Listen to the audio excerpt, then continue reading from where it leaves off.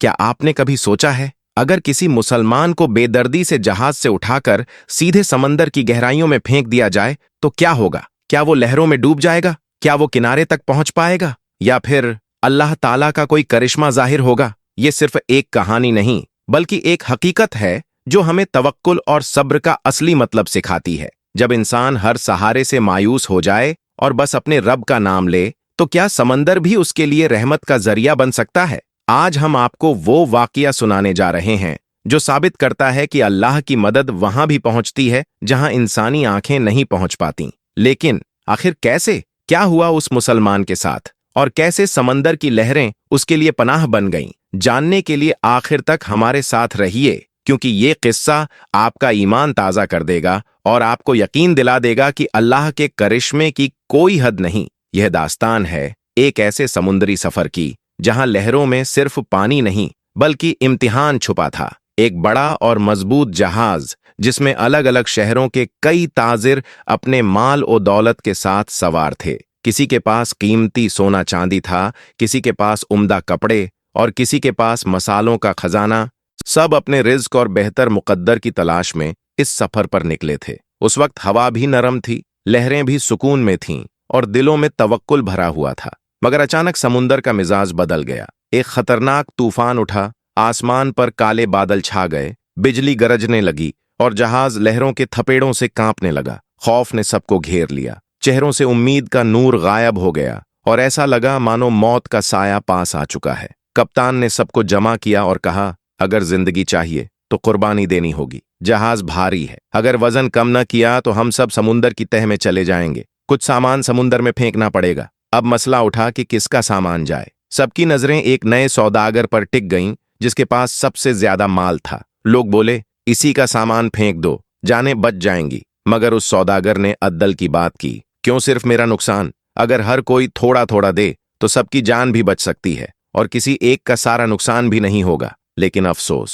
अदल की बातें अक्सर बहरे कानों तक नहीं पहुंचती। लालच और नफ्स ने सबके दिल सख्त कर दिए। झगड़ा इतना बढ़ा कि सब मिलकर उस बेगुनाह ताजिर को उसके सामान समेत समुंदर में फेंक देते हैं। वो तैरता रहा, लहरों से जूझता रहा, हर सांस के साथ दुआ करता रहा, ऐ रब रहमत फरमा। आखिरकार थककर बेहोश हो गया। जब होश आया तो खुद को एक वीरान जजीरा की रेत पर पाया। चारों तरफ पानी का समुंदर, दूर दूर तक इंसान का नाम ओ निशान नहीं, बस एक अजनबी जमीन और ऊपर फैला हुआ अल्लाह की रहमत का आसमान। सौदागर बड़ी मुश्किल से उठकर बैठा, एक लंबी और भारी सांस ली, मगर जिस्म इतना कमजोर हो चुका था कि सीधा खड़ा होना भी नामुमकिन था। थकान और भूख से निढाल होकर घुटनों के बल गिर पड़ा और दोनों हाथ आसमान की तरफ उठाते हुए कहा, या अल्लाह, इस सख्त सूरत हाल में मेरी जान की हिफाजत फरमा, मेरी मदद कर, मुझ पर अपनी रहमत नाजिल कर। कई दिन उस वीरान जजीरा पर उसके गुजर गए। इस दौरान ताजिर ने पेड़ों से गिरने वाले फल खाकर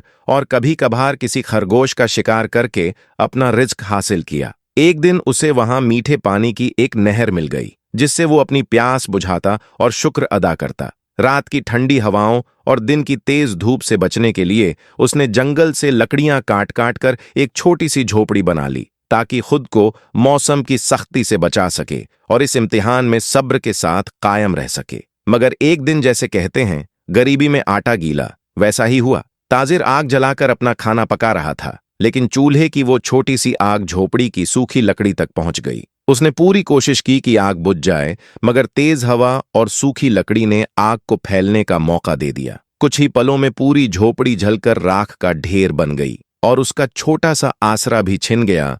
अब सौदागर थककर जमीन पर बैठ गया, निगाहें आसमान की तरफ उठाईं और कहा, या अल्लाह, क्यों मेरे साथ ही ये सब हो रहा है? सारी मुसीबतें, सारी आजमाइशें मुझ पर ही क्यों उतर रही हैं? क्या मैं तेरी रहमत से महरूम हो गया हूं? हम लोग भी अक्सर यही शिकायत करते हैं, मेरे साथ ही ऐसा क्यों? ये इम्तिहान सिर्फ मुझे ही क्यों सहना पड़ रहा है? वैसे ही उस ताजिर ने भी कहा, या अल्लाह, एक तो मुझे नाहक समुंदर में फेंक दिया गया और अब ये छोटी सी झोपड़ी जो मैंने अपने हाथों से बनाई थी, तूने उसे भी जला दिया। या अल्लाह, मेरे पास अब कुछ भी नहीं बचा। मैं यहां अजनबी हूं, तन्हा हूं, बेआसरा हूं।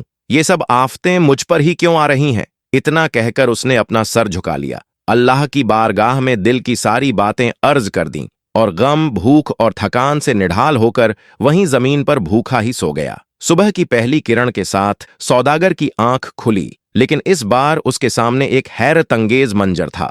दूर समुंदर में उसे एक जहाज नजर आया जो धीरे धीरे उसके जजीरा के करीब आ रहा था। उसने देखा कि जहाज से कुछ लोग कश्ती लेकर किनारे की तरफ बढ़ रहे हैं। ये देखकर उसके दिल में तज्जुब और खुशी दोनों का सैलाब उमड़ पड़ा, क्योंकि उसके लिए तो ये मौत के साए से जिंदगी की तरफ वापसी थी। सौदागर फौरन उठकर किनारे की तरफ भागा और जब वो जहाज के सवारों तक पहुंचा तो खुशी की शिद्दत से उसके कदम लड़खड़ा रहे थे। उसे यकीन नहीं हो रहा था कि इतने दिनों की तन्हाई और आजमाइश के बाद कोई उसे बचाने के लिए आया है। जहाज वाले भी हैरान थे कि इस सुनसान और अजनबी जगह पर कोई जिंदा इंसान मौजूद है।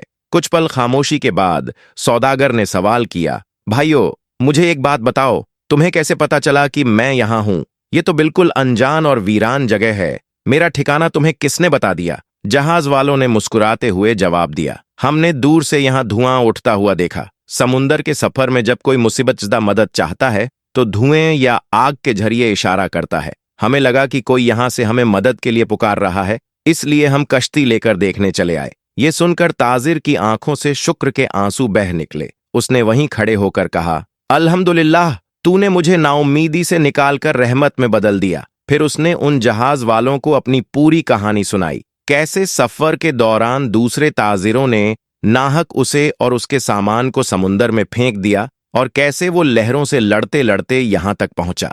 जब उसने अपना हाल बयां किया तो जहाज वालों ने भी एक चौंकाने वाली बात बताई, तुम जिस जहाज की बात कर रहे हो वो अपनी मंजिल तक नहीं पहुंच सका। समुंदर लुटेरों ने उस पर हमला कर दिया, सारा सामान लूट लिया और सारे ताजिरों को कत्ल कर दिया। सिर्फ तुम ही हो जो बच गए, और ये सिर्फ अल्लाह की हिफाजत है जिसने तुम्हें जिंदगी बख्शी। ये सुनकर सौदागर ने दिल ही दिल में सब्र और तवक्कुल की अहमियत को महसूस किया और बार बार अल्लाह का शुक्र अदा करता रहा।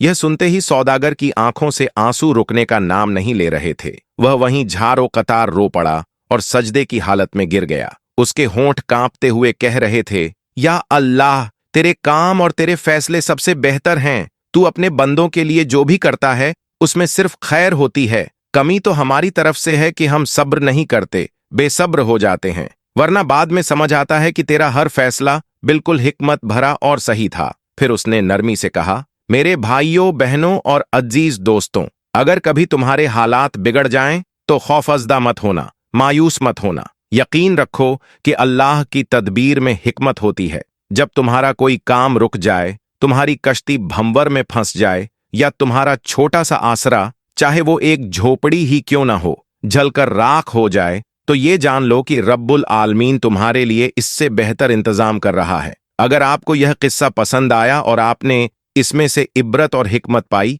तो इसे अपने भाइयों और बहनों तक जरूर पहुंचाई ताकि सबको नसीहत मिले। इसे शेयर करना सदका ए जारिया है। इसे पसंद करना और इस तरह की और इस्लाही बातें सुनने के लिए हमारे साथ जुड़ना मत भूलें। जज़ाकल्लाहु खैरन कसीरा।